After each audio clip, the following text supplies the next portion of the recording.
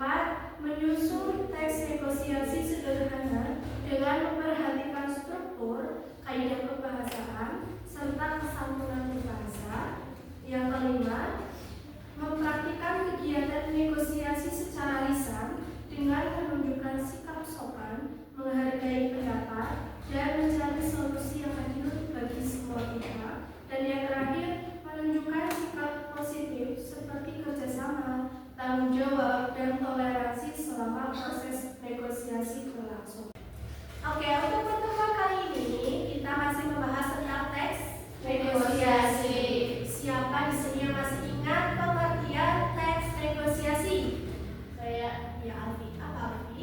Merupakan teks atau tulisan yang berisi kesepakatan antara dua belah pihak dengan kepentingan berbeda.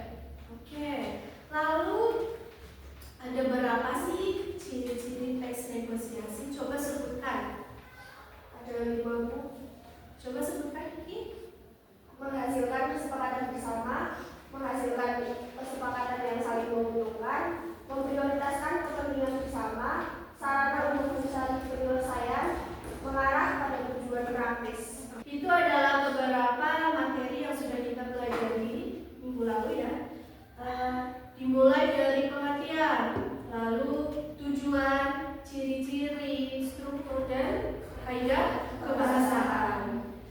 Nah, pada pertemuan kali ini kita akan membahas tentang langkah-langkah dan praktik membuat teks negosiasi.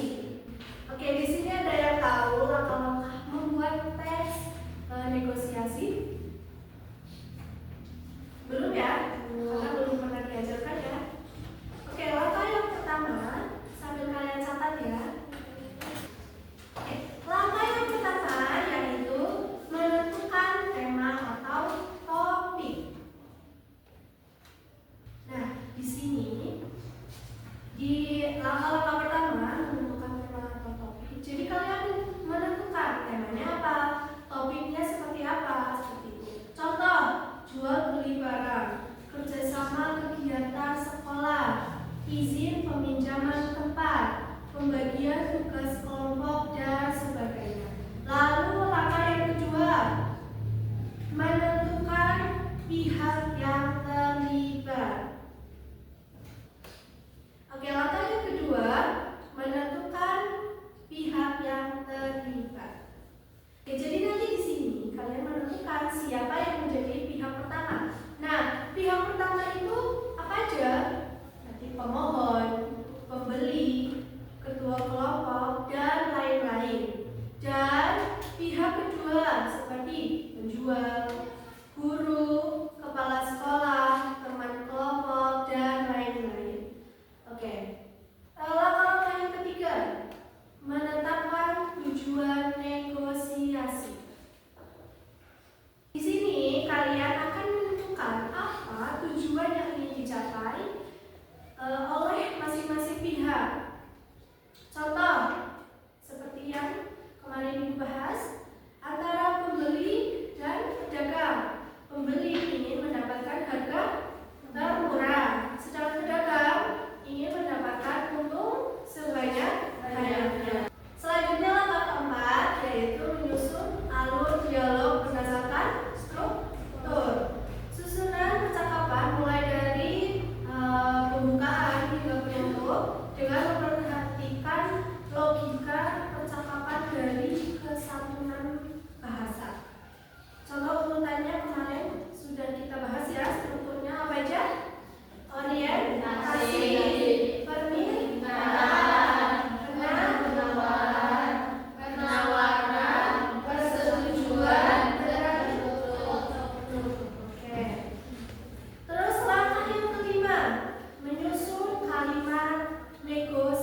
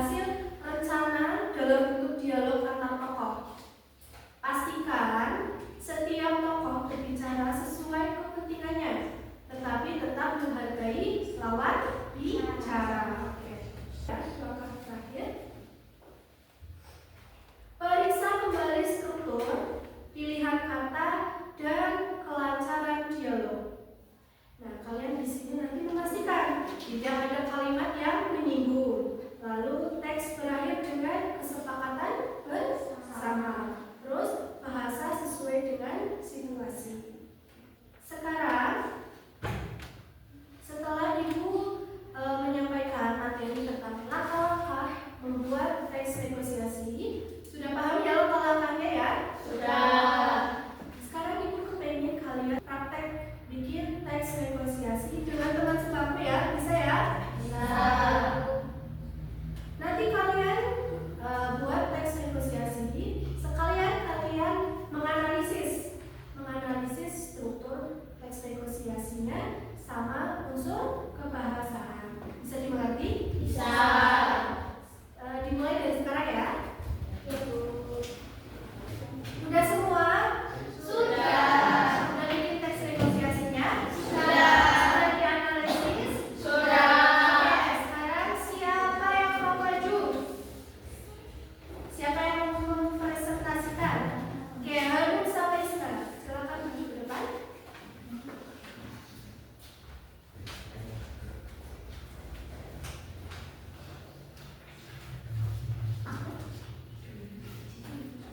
Assalamualaikum warahmatullahi wabarakatuh. Waalaikumsalam warahmatullahi wabarakatuh. Ya, berdirinya kami di sini untuk mempresentasikan hasil diskusi kami tentang teks negosiasi dan analisisnya. Hei Dika, aku dengar kamu mau jual sepeda bekasmu ya? Iya, Rin, aku jarang pakai, jadi aku jual saja. Sepedanya masih bagus kan? Berapa harganya? Masih bagus banget, aku jual 900.000 aja. Wah, lumayan mahal ya. Kalau 700.000 bagaimana? Aduh, segitu terlalu murah, Rin. Gimana kalau 850.000? Aku cuma punya 800.000. Gimana kalau segitu? Baiklah, karena kamu teman, aku kasih 800. Tapi ambil hari ini ya. Siap, terima kasih Dika. Aku transfer sekarang. Dari teks negosiasi tersebut, kami dapat menganalisis struktur dan kaidah kebahasaannya. Dari yang sudah kita tahu, struktur teks negosiasi sendiri memiliki beberapa unsur, yakni orientasi, permintaan, penawaran, kesepakatan, dan penutup. Di sini saya akan menelaah struktur dari teks negosiasi yang telah saya praktikkan. Untuk struktur yang pertama yaitu orientasi. Isinya, Dina menanyakan sepeda bekas milik Dika. Keterangan awal percakapan mengenai topik negosiasi. Struktur yang kedua, permintaan. Isi, Dina menanyakan fungsinya. Keterangannya menunjukkan adanya kebutuhan dari salah satu pihak. Yang ketiga, penawaran. Isi, Dika menawarkan harga 900.000, Dina menawar 700.000. Keterangan terjadi proses tawar-menawar. Yang keempat, kesepakatan. Keduanya setuju pada harga 800.000. Keterangan ada kompromi dan kesepakatan bersama. Yang terakhir yaitu penutup. Dina mengucapkan terima kasih dan keterangannya menunjukkan hubungan tetap baik setelah negosiasi. Ya, setelah kita telah strukturnya, kini saya akan menjelaskan kaidah-kaidah kebahasaan yang terdapat dalam teks negosiasi tersebut. Yakni kaidah yang pertama, terdapat kalimat persuasif. Contohnya, gimana kalau 800.000 fungsinya itu untuk membujuk agar lawan bicara setuju. Kaidah yang kedua, terdapat kalimat sopan dan santun. Seperti, wah lumayan mahal ya. Fungsinya untuk menunjukkan etika berkomunikasi. Kaidah yang ketiga, terdapat kata negosiasi. Contoh, menawar, harga, sepakat. Fungsinya mencerminkan konteks negosiasi. Kaidah yang terakhir, bahasa tidak kaku atau informal. Contohnya, karena kamu teman, aku kasih 800.000. Fungsi menyesuaikan dengan situasi sosial. Demikian yang dapat kami sampaikan. Terima kasih. Wassalamualaikum warahmatullahi wabarakatuh. Waalaikumsalam warahmatullahi wabarakatuh. Yang beri tepuk tangannya untuk Isra dan Nurul. Oke, pada pembelajaran kali ini kalian sudah belajar tentang teks negosiasi ya. Sudah paham ya? Sudah. Nah, kesimpulannya, jadi teks negosiasi itu merupakan proses komunikasi antara dua pihak atau lebih untuk mencapai kesepakatan bersama tanpa merugikan salah satu pihak ya. Nanti ketika kalian mempraktikannya di luar, ya di lingkungan, perlu diingat ketika kalian bernegosiasi harus menggunakan bahasa yang sopan. Nah, melalui praktek negosiasi, kalian bisa belajar menyampaikan pendapat dengan santun, menghargai perbedaan, dan menemukan solusi yang adil bagi semua pihak. Oke, sekarang ada yang mau ditanyakan? Tidak. Sudah cukup jelas? Sudah. Mungkin segitu aja materi yang dapat Ibu sampaikan. Boleh siap-siap untuk pulang?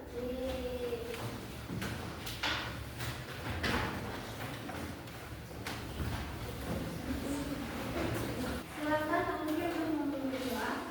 Di tempat duduk masing-masing, berdoa mulai.